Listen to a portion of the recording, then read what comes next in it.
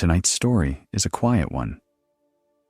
We'll follow a young bride on the morning of her arranged wedding, walking through bright, polished corridors toward a chapel, until one small, wrong turn leads her into a dim, forgotten room filled with old letters, unfinished embroidery, and the trace of another woman's almost erased life. No rebellion, no running away, just dust, cloth, and a quiet decision she will carry for the rest of her days. So for now, dim your screen, let the room fall softly into shadow, settle back into your pillow, and let the bride who walked the wrong corridor begin. The house woke before the sun. It did not wake with noise, but with sequence. One candle, then another, then a line of small, silent flames along the main corridor, like vertebrae lighting up in a great wooden spine. The kitchen fires were coaxed from gray ash to orange breath. The ovens exhaled a first warm sigh into the chill of the winter air. In the stables, a groom moved through steam and hay, brushing sleep from the horse's flanks. Every motion belonged to a pattern rehearsed so long that no one remembered the first time it had been performed. On this morning, the pattern carried an extra layer of polish, like a piece of silver taken out of its cloth and shined until the metal remembered its own brightness. The servants moved first. They followed lines they knew better than prayer, from the cellar to the pantry, from the pantry to the kitchen, from the kitchen to the great hall, their steps drawing invisible roots on the stone. Hands reached for what they always reached for: water, cloth, knives, logs. Only today they did so with a small tightening at the jaw, a slight lowering of the eyes. The house was not only waking, it was preparing to witness. In the upper rooms, the women of the household stirred in higher, narrower corridors that smelled of starch and dried lavender. Maids carried basins that sloshed with icy water, careful not to spill on the polished boards. Someone opened a wardrobe. The faint scent of cedar and silk escaped like a remembered season. The garments for the day were laid out on chairs and tables, layers of linen, petticoats like folded clouds, stays waiting to be laced. The final dress, a pale, expectant shape, resting across a bed as if it too were holding its breath. The house knew the ceremony better than any of them. Its floors had borne the weight of generations moving toward altars, contracts, farewells. In its beams, dust motes remembered other mornings nearly identical to this one, save for the faces, the shade of the fabric, the style of the lace. From the eaves to the cellars, wood and stone listened to the same old story being told again under a thin layer of new voices. At the center of this carefully stirred hive was the bride, and even she moved as if in response to currents set in motion long before she was born. She sat on a stool before a small mirror, though little of her was visible. A chemise clung to her shoulders. Her hair, unbound for the last time, lay like a dark river down her back. Around her, hands floated in and out of view, attaching, adjusting, smoothing, tightening. A ribbon was pulled through braided hair. A line of buttons disappeared into the curve of fabric. A pale, careful face was dusted with a soft powder that dulled the shine of anxious skin. She was surrounded not by people, but by tasks in human shape. They spoke around her, rather than to her. Not words meant to be absorbed, but sounds that kept the morning moving. Reminders passed between maids, instructions about the timing of the carriage, notes about who would stand where in the chapel. Her name, when it was used at all, felt like part of the inventory. Dress, veil, candles, bride. Outside her window, the winter sky was just beginning to admit color. A thin band of pale rose lay across the horizon, the only sign that the day was not yet fully formed. The trees in the courtyard stood bare and disciplined, their branches outlined in frost. A servant crossed the yard carrying a bucket. His breath rose in soft, uncertain clouds that vanished as soon as they loosened from him. Somewhere, a dog barked once and then thought better of it, the sound swallowed by the thick walls. The house's corridors were being swept, even though no dust could be seen. Brass handles were rubbed with cloth. Tapestries were straightened by hands that had learned exactly how much force would disturb the weave. In the great hall, a thin carpet was smoothed so that no one would catch a heel on its edge. Everything was nudged toward a state where nothing could trip, nothing could fall, nothing could interrupt the line of events. In the small chapel, the air was already layered with incense that had not yet been lit that morning. It clung from previous days, held in the fibers of the kneeling cushions and in the wood of the pews. Candles waited in candelabra with the patience of objects that knew they existed only to be consumed. The altar cloth had been pressed until its creases lay in precise parallel, like furrows in a field awaiting seed. At the center rested a simple silver cross that caught the dawn from the narrow window and broke it into fractured, obedient light. This was the destination toward which everything was quietly flowing. A nurse who had once held the bride as an infant now tied a final ribbon at the back of her gown.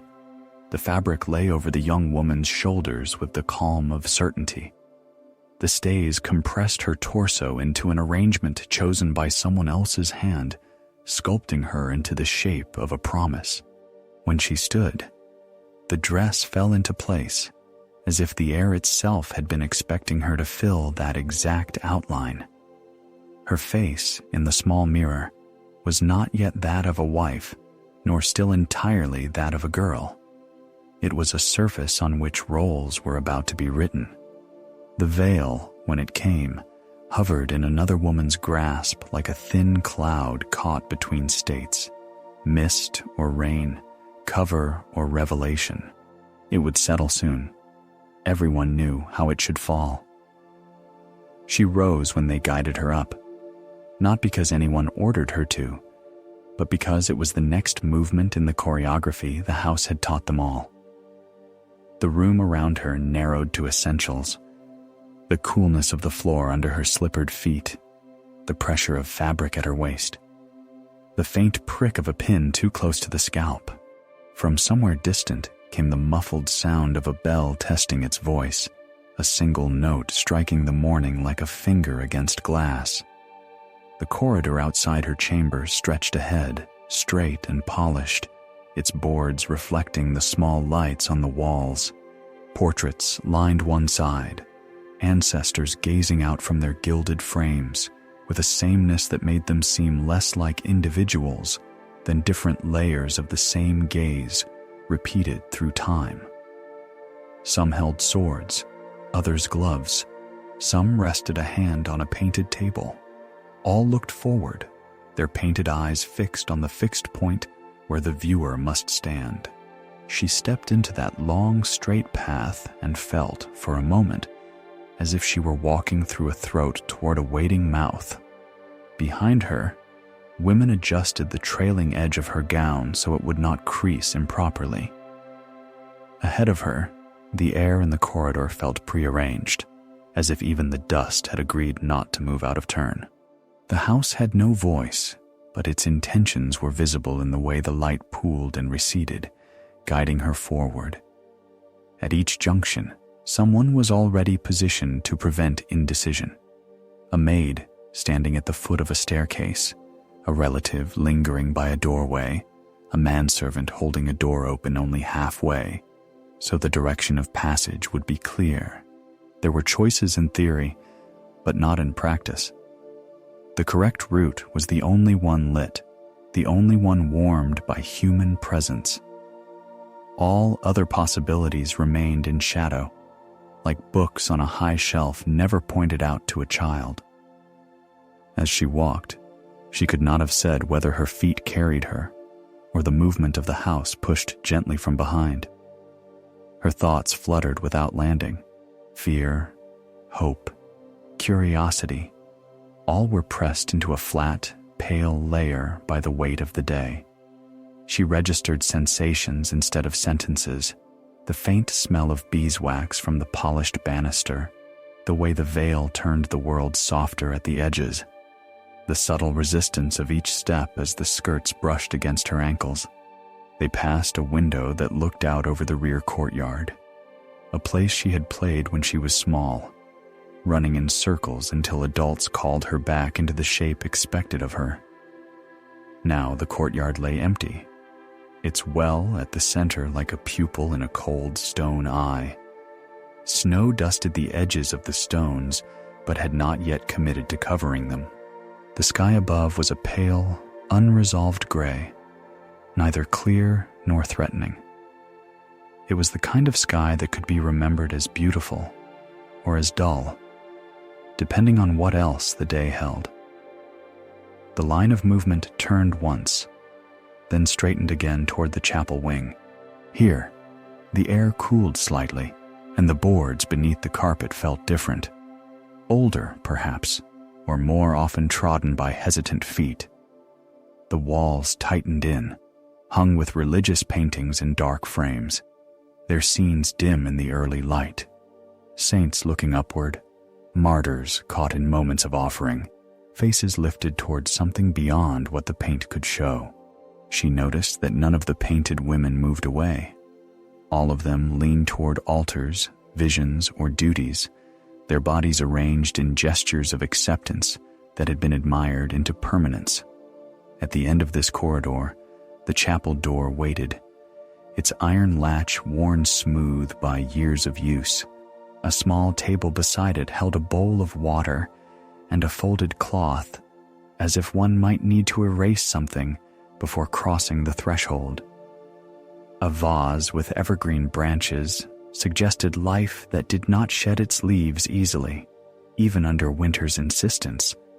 This was where she was meant to pause, compose herself, then enter and place her breath and future under the gaze of God, family, and law.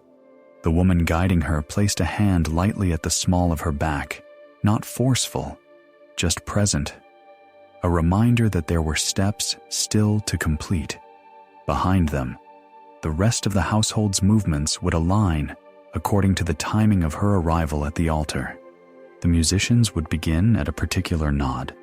The priest would open the book at a particular moment. The guests would turn at the particular sound of the door opening. Everything awaited the next small click in the sequence. The bride's gaze slid, without intention, to the side of the corridor where it branched, unremarkably, into another passage she had never been told to use on days like this. It lay under the same roof, floored with the same wood, but the runner on its boards was older, its pattern softer with wear. No lights burned there yet. It looked not forbidden, exactly, but unnecessary. The hand at her back adjusted, steady, steering her gently toward the chapel door. To anyone watching, the motion would have seemed nothing more than the natural guidance of an elder helping a veiled girl see her way. The air smelled of incense that had not yet been lit, of decisions that had not yet been spoken aloud. In that moment, the house felt utterly sure of her path. It breathed her forward, like a sentence already halfway across the tongue. For a heartbeat, she let herself stop moving. It was not a refusal, only the smallest disobedience dressed as hesitation. Her foot rested where the two corridors met, one polished, lit, and full of invisible expectation, the other receding into a quieter dusk. The difference between them was not dramatic enough to be remarked upon, yet her body felt it the way skin feels a change in weather before the sky admits it. The guiding hand at her back eased its pressure, assuming nerves. The woman behind her, adjusted the fall of the veil, smoothing a wrinkle that had not yet formed.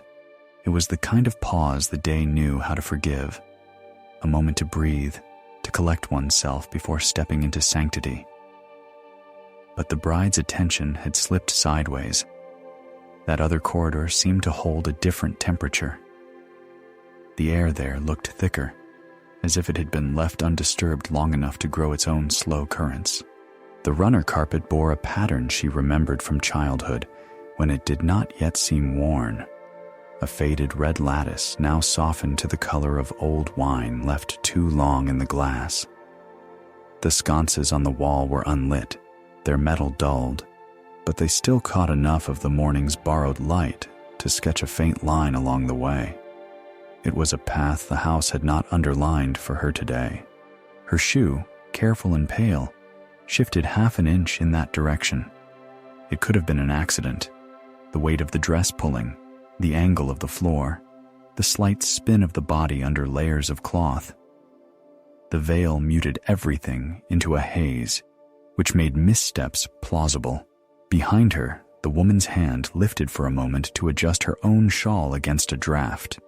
In that unguarded breath, the bride stepped toward the shadowed passage. The change was immediate but gentle, like stepping from a busy room into a side alcove where the same music plays softer. The polished boards of the main corridor gave way to wood that creaked more readily, honest in its complaints. Light from distant windows did not reach here directly. It arrived second-hand, reflected and thinned, turning dust motes into slow, drifting islands in a dim sea. The sounds of the prepared world behind her, voices, clinking metal, the muffled coordination of a household aligning itself with ceremony, fell away into a softer murmur, as if listened to through a door not quite closed. Her own footsteps became more distinct, the rustle of her skirts louder in her ears. The corridor accepted her as something unusual but not impossible, the way an old room accepts a new chair. Portraits hung here as well, but they wore time differently. Their frames were less ornate, their gilding flaked in places where fingers had not bothered to repair it. The painted faces bore more shadow, less confident composition. Some eyes seemed to look slightly off-center, as though watching something outside the frame that had long since disappeared. A few were hung a fraction crooked, leaning as if tired of being straightened. She walked more slowly, not because the dress demanded it, but because the air suggested it. Here, the smell shifted.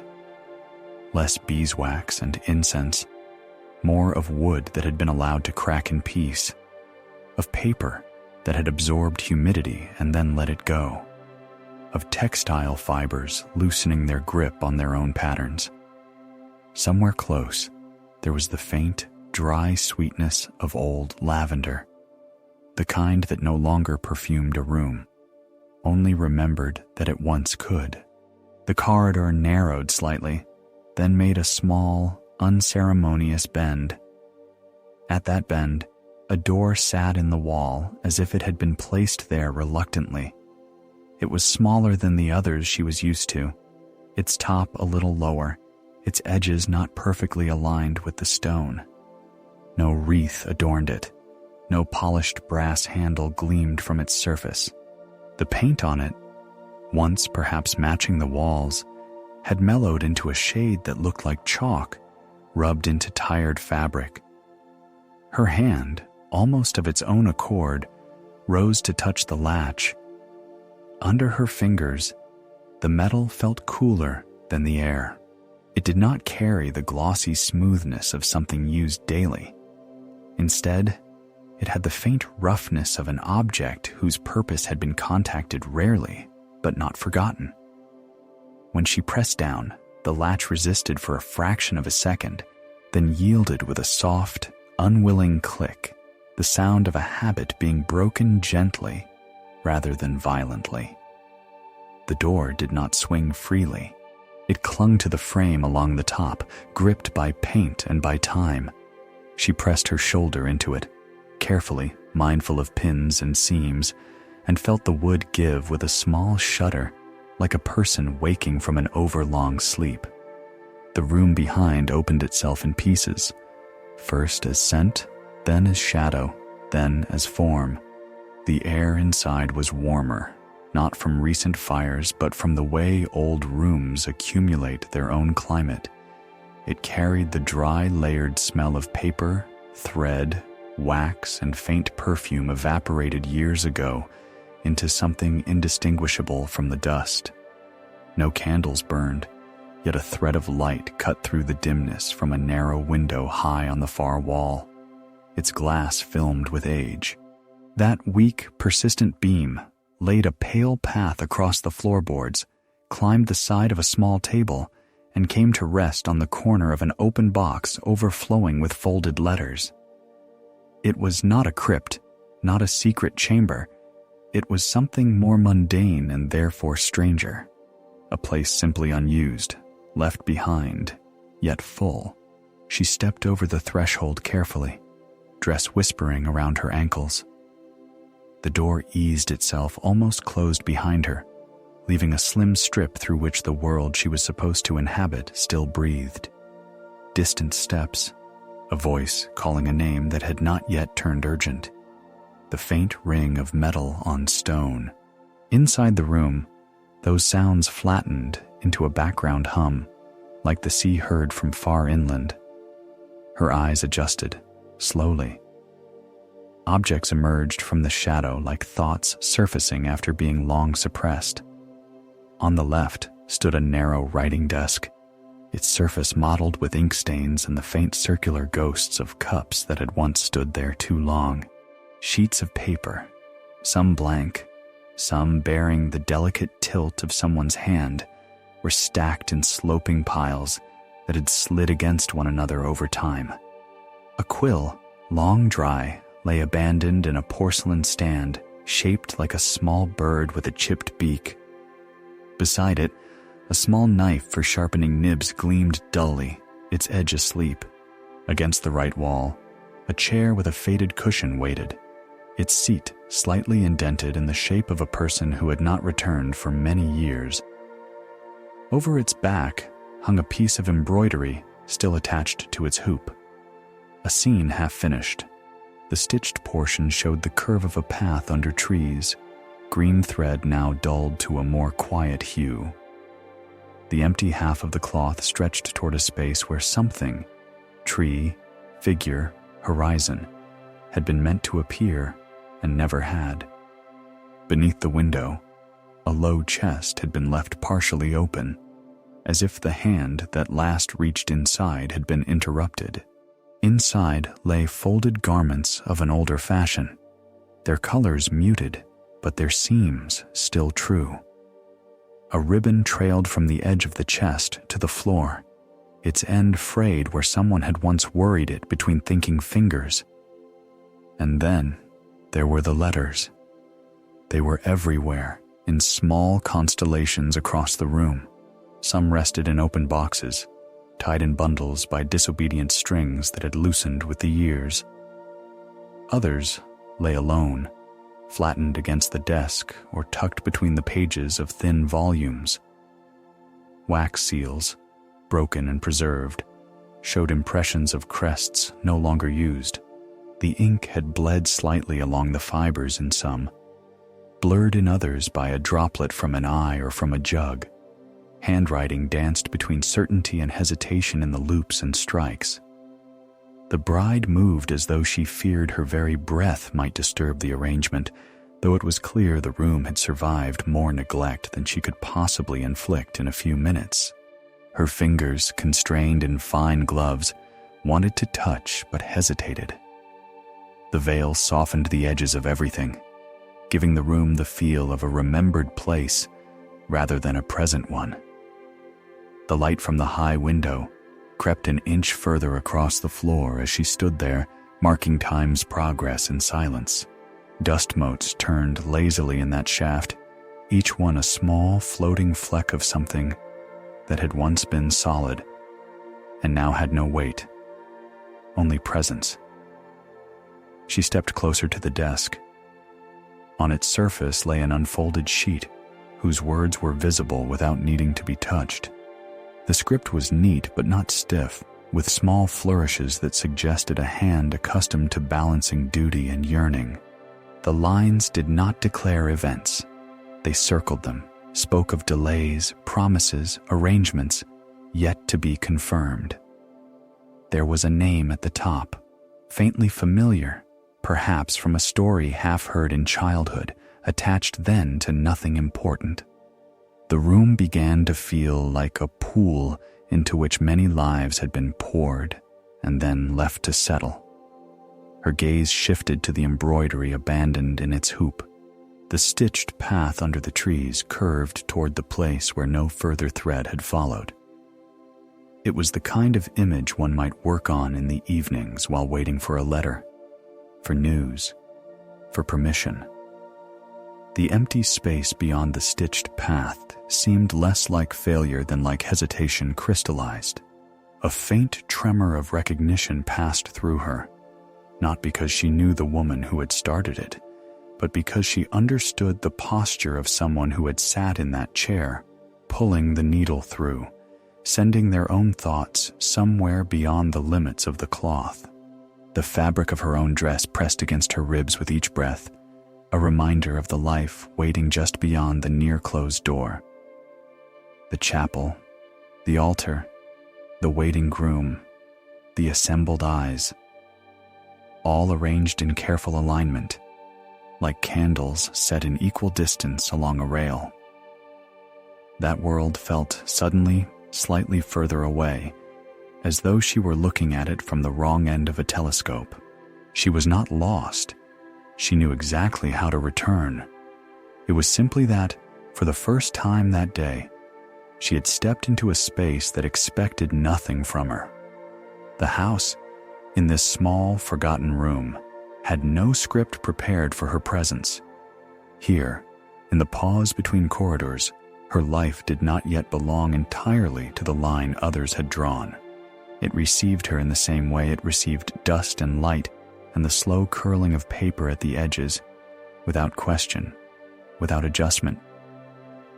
Time in this space felt different, less like a river and more like a bowl of water left untouched, its surface unbroken until something leaned close enough to see itself.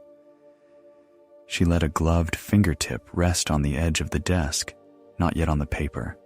Even that slight contact seemed to acknowledge a boundary crossed. Behind her, through the narrow crack of the almost closed door, the house continued its ordered breathing. Footsteps hurrying in practiced rhythm, a voice lifted, then lowered, the distant clink of something being set into its destined place. The world of her day moved, but the sound of it felt as though it were already drifting toward memory. Her hand moved finally to the nearest letter. The parchment rasped delicately under her touch, dry but not brittle. The ink had faded to a deep brown, softened at the edges where it met the fibers, as if the words had tried, over years, to blur themselves back into undifferentiated color. She did not unfold it entirely. The angle of the fold allowed her to read enough without fully disturbing its long-held posture. The first lines were formal, names, titles, courtesies, but there was a small change in the handwriting as the text progressed, a loosening, as if the hand holding the pen forgot to keep its distance from what it was writing. Phrases hovered around decisions, arrangements postponed, a journey delayed, a consent requested but not yet granted. There was a sense of waiting that never quite reached its conclusion, like a breath held through a spoken sentence that never received its verb. Her own name was not there, nor that of anyone she knew with intimacy. Yet the cadence of the letter felt familiar in its uncertainty. It spoke in the language of those whose lives are shaped elsewhere and elsewhen, and who must learn to breathe around the absence of clear answers. She lifted her head and glanced around, as if the writer might be standing in some corner, watching to see if their words still had the strength to move another heart.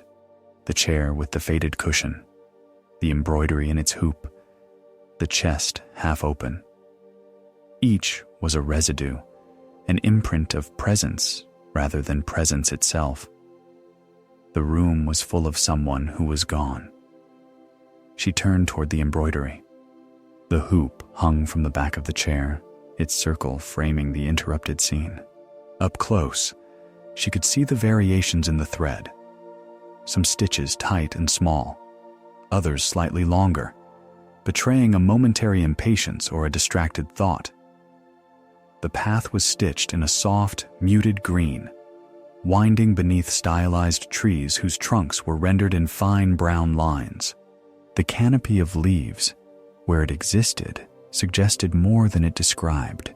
Patches of green clustered like thoughts half-formed. The path curved toward the right side of the hoop, then stopped. Beyond that point stretched bare linen, its pale expanse marked only by the faint approximation lines drawn in pencil, guiding where the needle had never gone. There were indications, sketched lightly, of another figure, perhaps a woman standing or walking, and a horizon suggested by a line not yet committed to thread. She traced, with her eyes, the transition between what was realized and what remained imagined. It felt like looking at a life mid-sentence.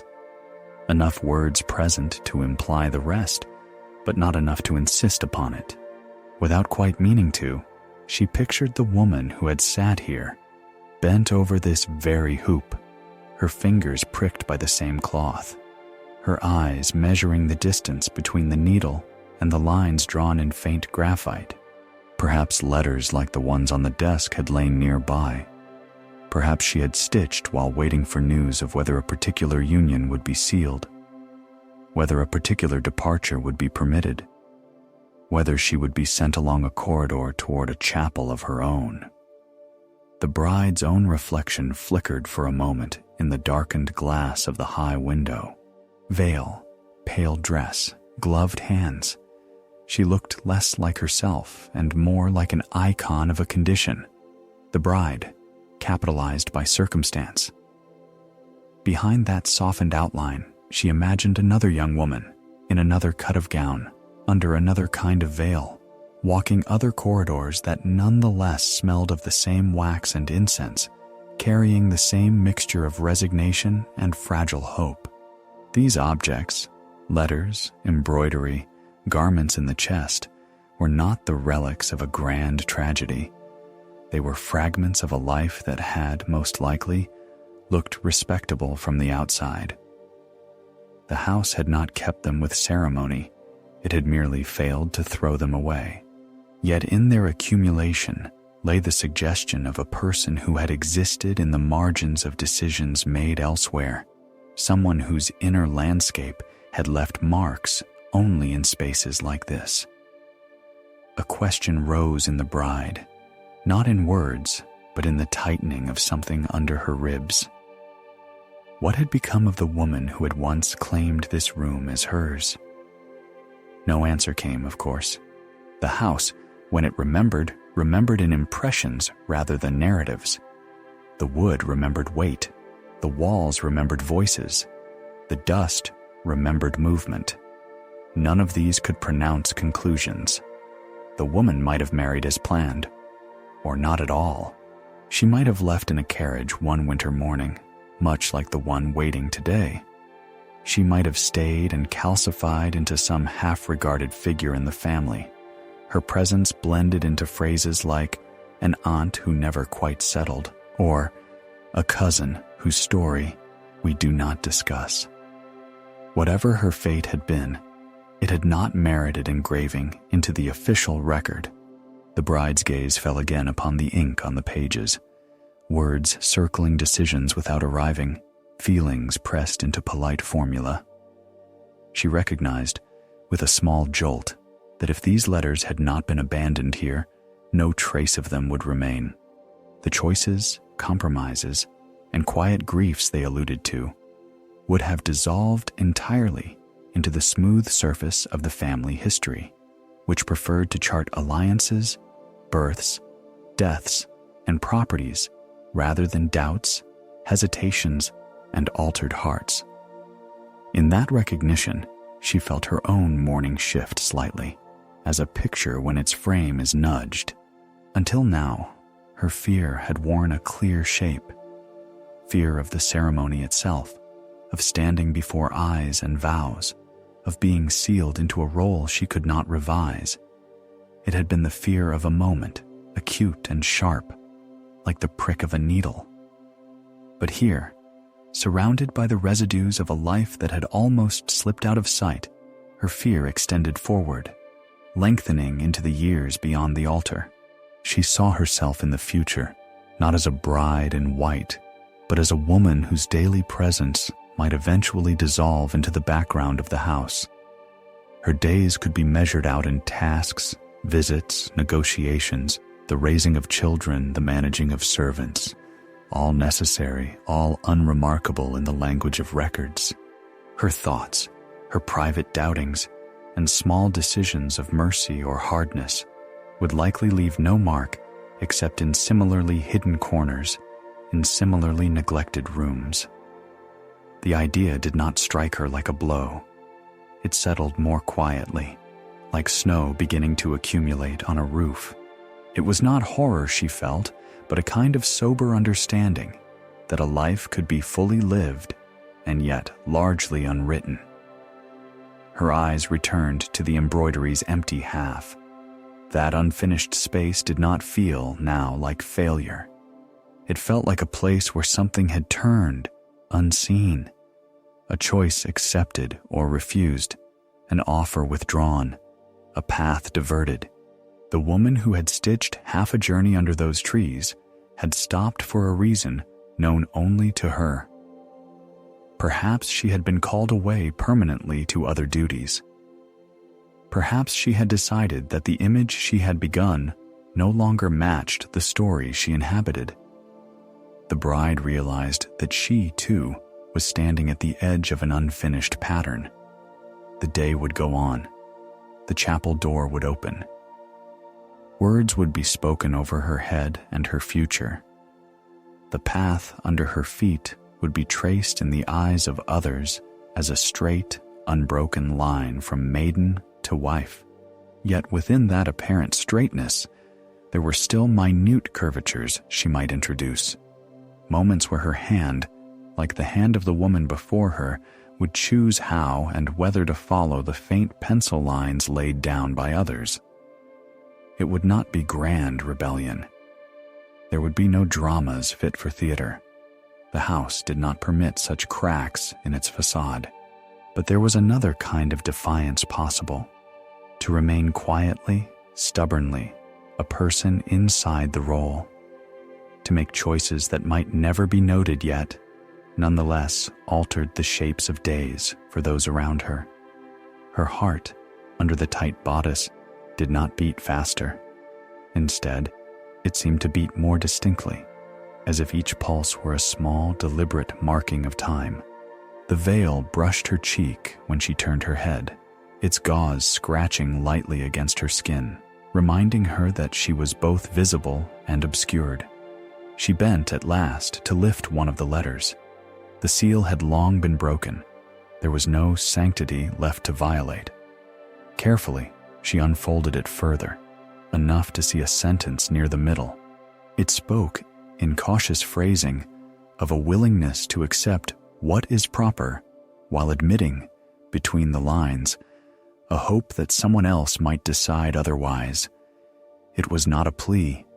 It was more fragile than that, an expression of longing that did not dare declare itself fully. She folded the letter back along its old creases.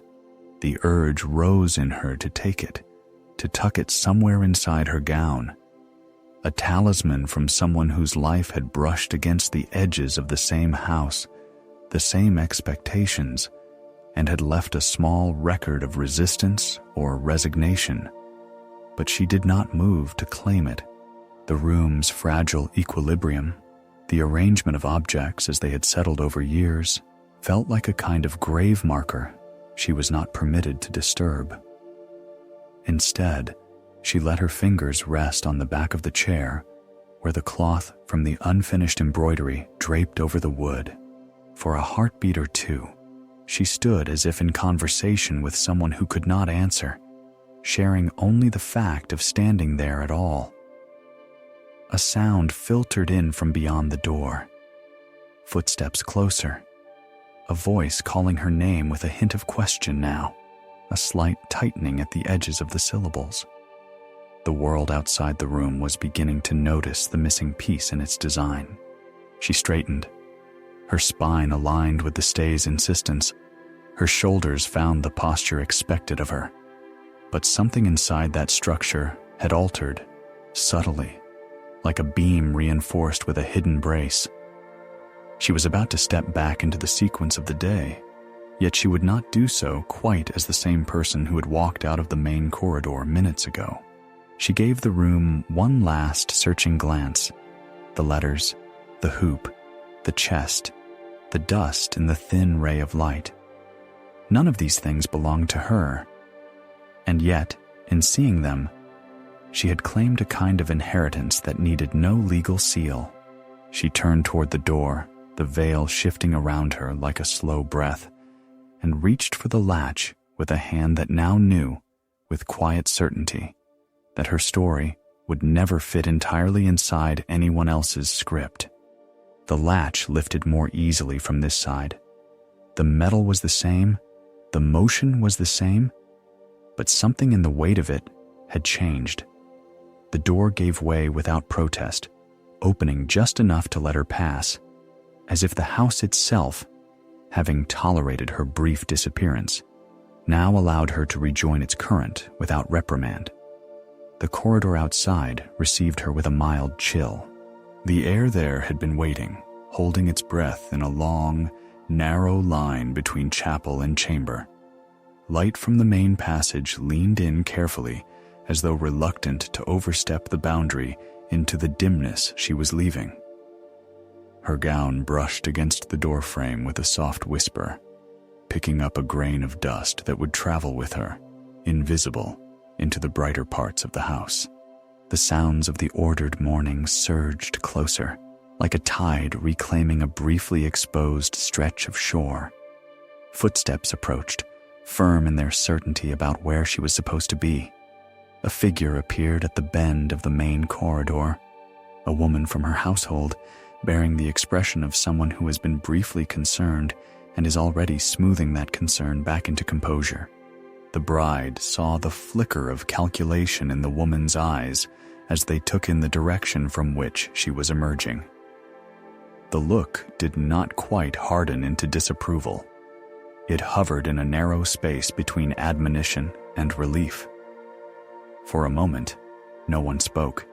There was only the quick adjustment of features, the way hands reached automatically to correct the fall of the veil, the way the hem of the dress was inspected to ensure it bore no obvious mark of dust that would betray where she had been. The house did not like signs of unscripted movement. They were wiped away with the same diligence as scuff marks on the floor. The bride stood still under their hands, compliant, calm, yet the stillness felt different inside her skin. She was not numb, she was deliberate. Each touch, each small correction, passed over a self that had withdrawn an inch further from the visible surface, like a shoreline at low tide. The guiding hand returned to the small of her back. This time, when it pressed, she let herself be turned toward the chapel door without resistance. There was no need to resist. She had already stepped sideways, taken the measure of another corridor, another possible existence preserved in dust and thread. The path before her now was the same as before, but she walked it knowing that it was not the only one the house contained. The boards beneath her feet resumed their polished, well-kept character. Light from narrow windows poured back into her vision, cleansing away the deeper shadows of the unused passage. The portraits here were once again the official kind, varnished, symmetrical, confident. Their eyes regarded her with the serene authority of those whose stories had been chosen for display. She met their gazes without flinching, not in defiance, but in a new, quiet understanding.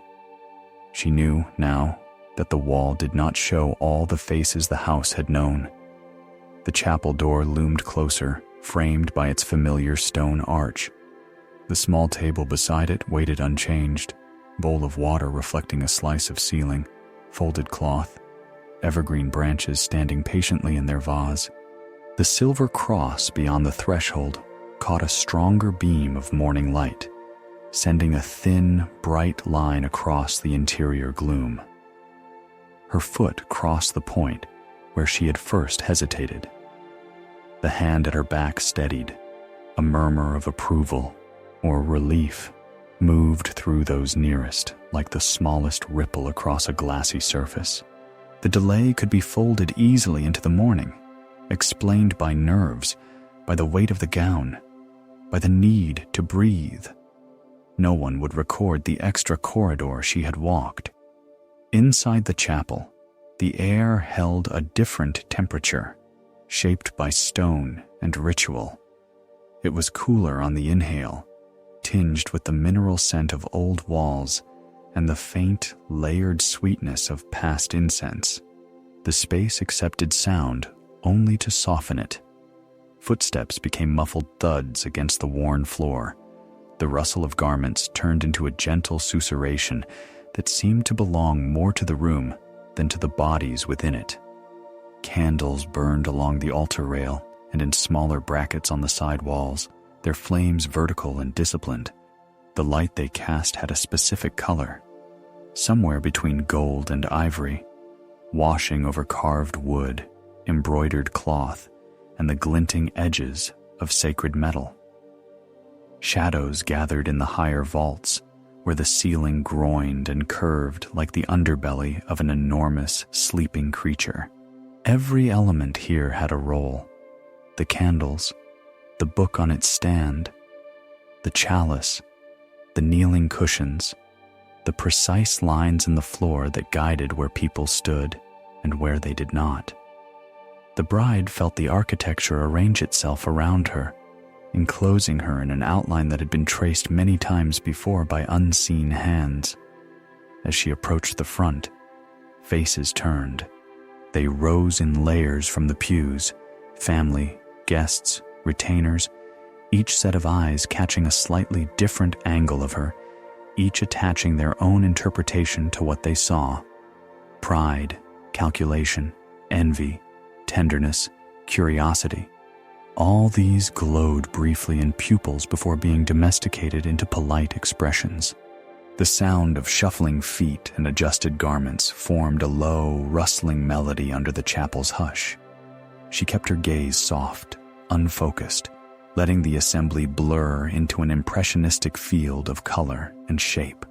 She did not try to read specific eyes. She had just come from a room filled with the implied gaze of someone long gone, and it had been more honest than any inspection she would receive here.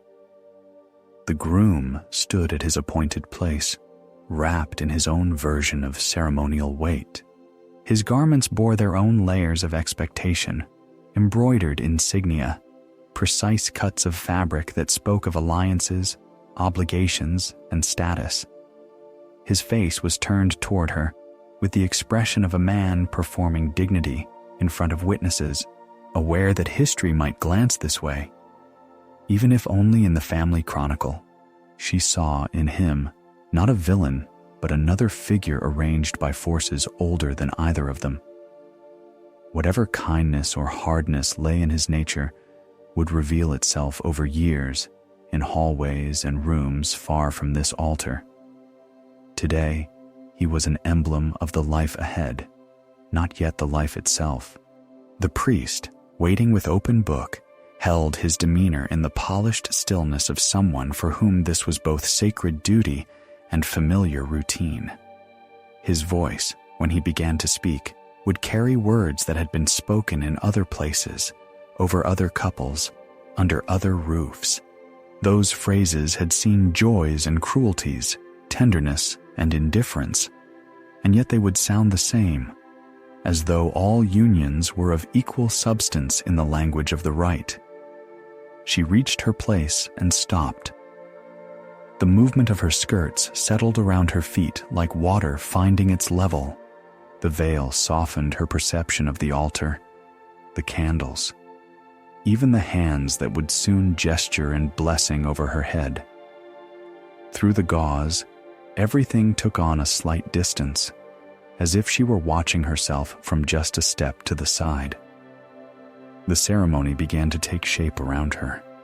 Words rose and fell like the patterned waves of a well-known chant.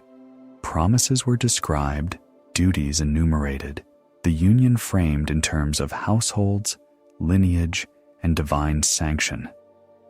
Questions were posed to the air, answered in syllables that had weight far beyond their length. The priest's voice threaded between them all, weaving her life and the groom's into a fabric whose pattern neither of them had fully designed. She listened, but she also listened beneath. Beneath the words, there was the sound of a child shifting in a pew, restless in clothes too stiff.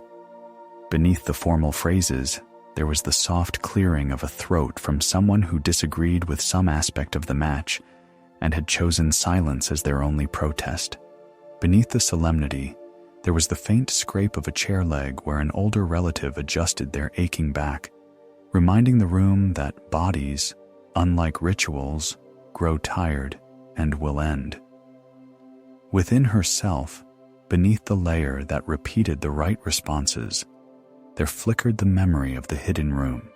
It came to her not as images, but as textures, the roughness of old paper, the soft sag of the cushion, the taut give of cloth in an unfinished hoop. These surfaces lived alongside the polished surfaces of the chapel, the smooth altar rail under a palm, the even grain of the kneeler, the cold solidity of the stone beneath the carpet. Two sets of sensations, two distinct architectures coexisted inside her as she stood motionless and recited what she was meant to recite. She did not resolve them. She simply held them both. When the time came to join hands, to let fingers meet in the space between them, she extended hers steadily. The groom's hand was warm, slightly tense, carrying its own unsaid thoughts. The contact completed a visible circuit in the eyes of those gathered.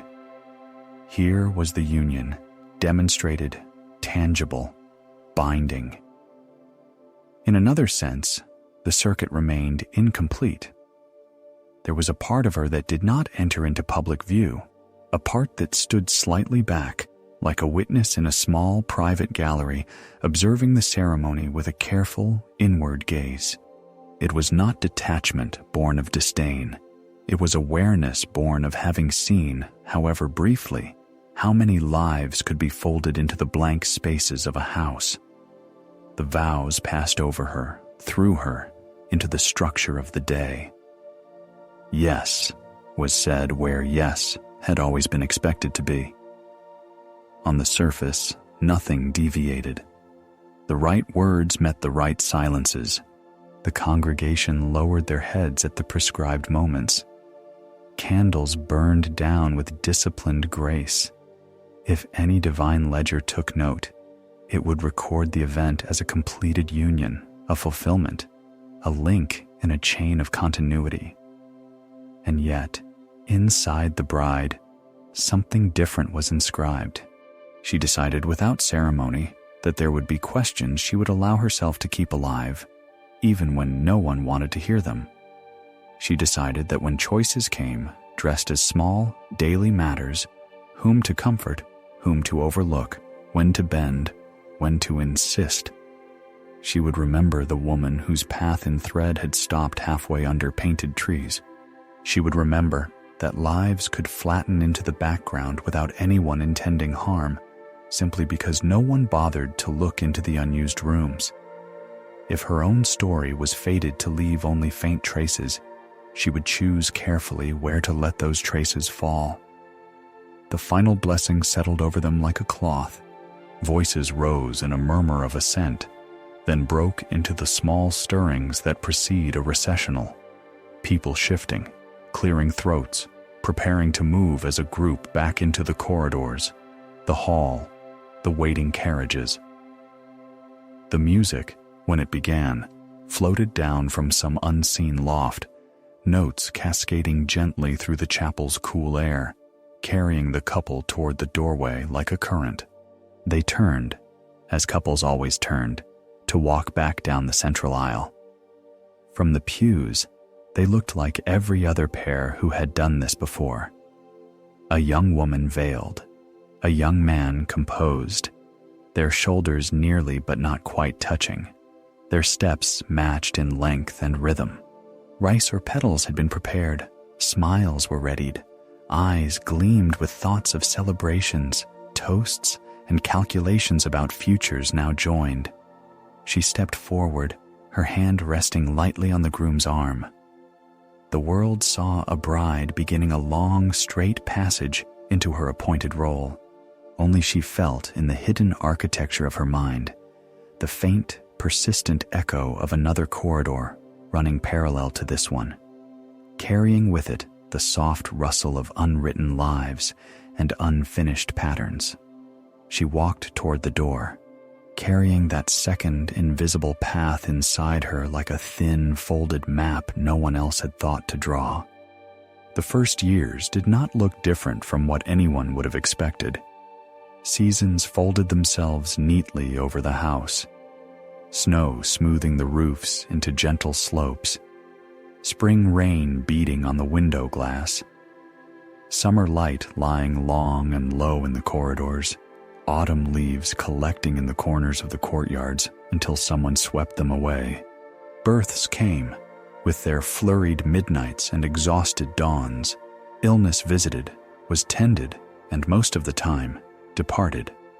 Guests arrived with news and gossip. They left with parcels and impressions.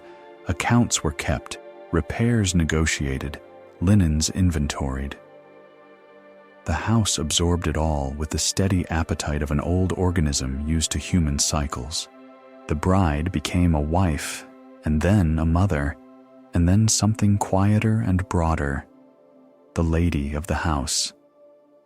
Her name appeared in documents now, written in a competent hand by clerks who noted her as witness, as co-signer, as recipient of condolences or thanks. Her handwriting faded into the background of letters dealing with estates, tenants, arrangements for visits, advice to younger relatives. From the outside, her life traced the expected arc exactly. Inside, the memory of the wrong corridor did not fade. It did not trouble her daily like a restless thought. It settled instead into the foundation of how she moved through the building, a kind of private compass hidden beneath layers of routine. She could walk the official paths flawlessly, from bedchamber to nursery, from nursery to linen room, from hall to garden, from salon to dining room. She knew the sound of each door, the particular groan of each stair, the place where the floorboard dipped and required a slight adjustment of balance. But every now and then, as she passed the point where the main corridor met the narrower one, something inside her leaned very slightly toward the shadows. At first, in the crowded years of small children and daily crises, she did not obey that pull. Time felt too tight to spend in rooms without purpose. Yet even as she hurried past, instructing servants or soothing an anxious child, she would register, in some quiet compartment of herself, the texture of dust along the door sill of that forgotten room, the way the air on that side still held a different coolness. Only once the house grew calmer around her, children older, routine settled, crises less frequent and more predictable, did she begin to walk there again. She did so without ceremony.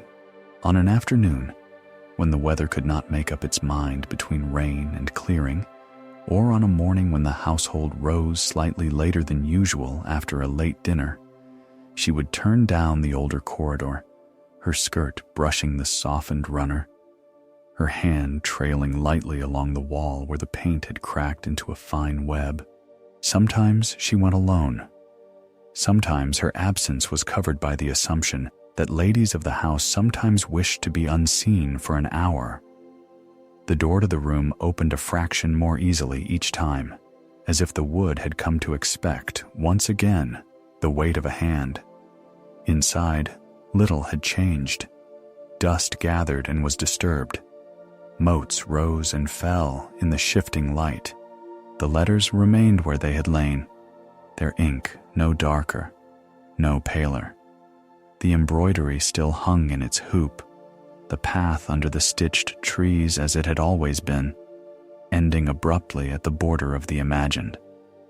The chest held its old garments and ribbons, their colors continuing their quiet conversation with time. She did not rearrange the room. She did not claim its objects as hers. She sat, sometimes, on the faded cushion, careful not to crush the cloth, and let her mind grow as still as the air. The unfinished path on the hoop became, over the years, less a symbol of what had not been done, and more a reminder that there were always places where stories could have gone differently. She thought in those moments of the choices she had made since her own wedding day, most of them small, unremarked, of little interest to anyone who counted histories and battles and treaties. She thought of the servant she had quietly shielded from dismissal after a single mistake, the cousin whose imprudent words she had softened in repeating, the tenant whose late payment she had justified on a pretext rather than force into shame. None of these acts had changed the surface of the house. None of them would appear in any record. Yet each, in its own narrow radius, had shifted the weight of a day for someone, keeping a crack open where otherwise the plaster might have sealed. She did not think of herself as rebellious. The word did not belong in her world, but she held on to a kind of inward tilt, a refusal to let herself become entirely flattened into the role projected onto her. In time, younger girls came to live under the same roof, nieces sent to stay for a season, companions to her daughters, distant relations whose families wanted them well placed for future matches. They moved through the house as she once had, half in awe, half in resignation, learning where they were and were not supposed to walk, which doors opened easily and which did not, which questions could be asked and which must remain politely unspoken. She watched them with a double vision, seeing the charming clumsiness of youth as others did, but also perceiving, just beneath the surface, the first formation of fears, hopes, and ideas that might never be given full speech. One winter, snow pressed thickly against the windows, muting the light and muffling the usual noises from the courtyard. The house felt wrapped, turned inward, its corridors dimmer and more intimate. A girl, cousin to her children, newly arrived, her future being quietly negotiated in rooms where she was not present, stood at the same junction the bride had once reached, at the edge of the chapel wing. The girl was to attend a small private service, a prelude to conversations in which her name and dowry would be uttered like currency. Her dress was simpler than a bridal gown, but no less constraining. Her eyes, under dark lashes, showed the familiar mixture of anxious obedience and something like disbelief that one's life could move so swiftly into other hands. The lady of the house walked beside her, a composed figure whose presence lent the necessary gravity to the occasion. When they reached the place where the corridors split, the girl hesitated. It might have been the weight of the air, or the slight unevenness of the floor, or simply the instinctive resistance of a body that knows, without naming it, that each step can matter. Her glance flitted briefly toward the dimmer passage, then snapped guiltily back toward the better-lit chapel. The older woman saw the movement. Behind her composed face, her memory stirred like dust in sudden light. She could have corrected the girl with a touch, the way she herself had been corrected years ago. It would have been the gentlest thing in the world. A hand at the back, a murmured encouragement, the smoothing away of indecision as if it were a wrinkle in cloth. It would have preserved the sequence of the day, kept all lines clear and all expectations met. Instead, she allowed her steps to slow. "It is easy," she said quietly, not as a challenge, not as a command, but as an observation so mild it barely counted as speech. To lose one's way in this part of the house. The words floated into the air like a small, harmless remark about architecture. No one nearby would have found reason to comment on them. Yet the girl, hearing them, turned her head more fully toward the older corridor, as if the possibility of a wrong turn had just been granted, not as failure, but as a normal feature of the building. A breath, a pause, the slightest shift of weight. The girl's foot carried her toward the dimmer passage. The lady of the house did not follow. She stood at the junction, hands folded, posture unassailable. A figure who could plausibly say she had simply been walking slowly, allowing the younger one a moment to gather herself. If anyone later asked where the girl had gone, it would be easy to answer. She must have taken a turn. These corridors can be confusing. The house did the rest. It offered the girl, as it once had offered the bride, the older runner, the unlit sconces, the smaller reluctant door. Perhaps the door stuck a little less now. Perhaps it yielded a little more readily to searching hands. The room inside, with its letters, its unfinished embroidery, its persistent, dust-laden light, waited without awareness of how many footsteps had already hesitated on its threshold. The lady did not watch the door itself. That would have broken the spell. She kept her gaze on the wall ahead, on the small imperfections in the plaster, on the familiar pattern of cracks that traced the building's age. Her heart moved slowly, deliberately, as if in solidarity with another young heart beating a few rooms away. She knew that nothing might come of it. The girl might glance inside and retreat immediately, unnerved by the sense of intrusion. She might enter and feel nothing but the boredom of a neglected space. She might never understand whose life had once been partly stored there, or how rooms like this existed in every house, in every story. Nothing was guaranteed, but the possibility existed now, and that was enough. The corridor remained not just in wood and stone, but as an option that had been quietly pointed out rather than carefully concealed. When, a little later, the girl reappeared, cheeks slightly more colored, eyes holding a new inward focus that had nothing to do with the chill. No one commented. The service went on. The negotiations that followed unfolded in their usual deliberate manner. The house returned to its steady breathing.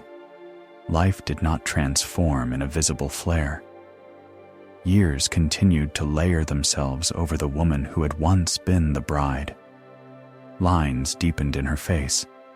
The weight of habitual responsibilities settled more firmly in her shoulders. Children grew and left and sometimes returned. Some hopes were fulfilled, others quietly folded and put away. The fabric of her days wore thin in places and was reinforced in others.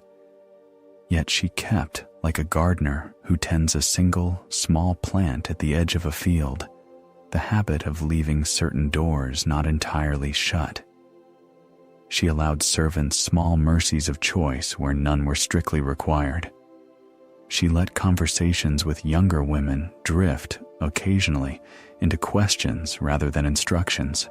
She maintained, without fanfare, the existence of spaces, physical and emotional, that were not wholly accounted for in the ledgers, where someone might pause and encounter themselves outside the lines drawn for them. Nothing in the official records of the house ever mentioned these habits.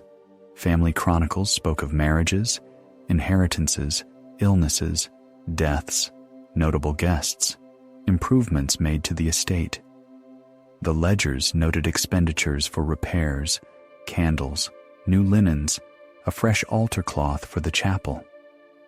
Names appeared at the beginnings of entries and at their ends. The lady of the house was remembered when she died as dutiful, serene, a steady presence. Those who wrote such phrases believed them to be praise. The old room with the letters endured for a while, then changed. Some future generation might decide to clear it, to repurpose the space for something more practical. The embroidery might be thrown away, the letters burned or sold as scrap, or perhaps they would be shuffled into another corner, beginning a new cycle of neglect. The house's memory was imperfect, like any living thing's, but the habit had already slipped past the confines of that particular door. It had taken root in gestures, and in the quiet way one woman had chosen to guide another at a crossroads. It lived in the knowledge that there were always unrecorded paths running parallel to the sanctioned ones, thin as threads and just as capable of holding weight if someone decided to follow them. From the road outside, the house looked as it always had, solid, respectable, another stone in the long necklace of estates lining the countryside. Travelers passed and thought, if they thought of it at all, of the obvious stories that such walls must contain: feasts, quarrels, alliances, the slow grinding of family fortunes up and down. They did not see, and could not have seen, the faint, persistent line running invisibly through its interior. A path that had begun with a veiled girl pausing at the mouth of a wrong corridor, and had continued, in ways never written down, through the thoughts and small choices of women who refused, in the quietest manner possible, to vanish entirely into other people's narratives. Somewhere between the official path and the forgotten door, a thin, unwritten history walks beside the women of the house and refuses, ever so gently, to disappear.